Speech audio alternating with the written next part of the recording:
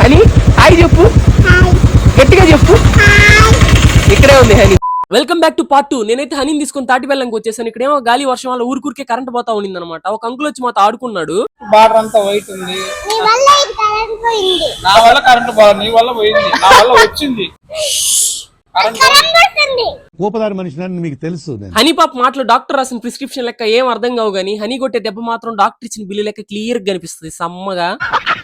మేము ఇక్కడికి వచ్చేటప్పుడు వర్షం ఏం లేదు, క్లియర్ గా ఉంది. ఇక్కడికి రాగానే ఉన్నట్టుండి వర్షం అయితే స్టార్ట్ అయింది గట్టిగా. ఈ మనీ తోటి మొత్తానికి బిల్లు కడతా అని చెప్పి కాసేపు హనీ పాపతో అయితే ఆడుకున్నాను వర్షం తగ్గేంత వరకు.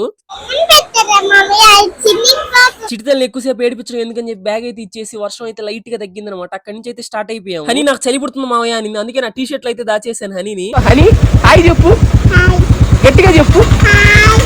ఇక్కడే ఉంది హనీ. ఈ షార్ట్ గన్ 70,000 లైక్స్ కంప్లీట్ చేస్తే దీని లాంగ్ వీడియో అయితే వెంటనే అప్లోడ్ చేస్తా. అలాగే సబ్స్క్రైబ్ చేసుకోకపోతే ప్లీజ్ సబ్స్క్రైబ్ కూడా చేసుకోవచ్చుగా. ఉంటా బాయ్.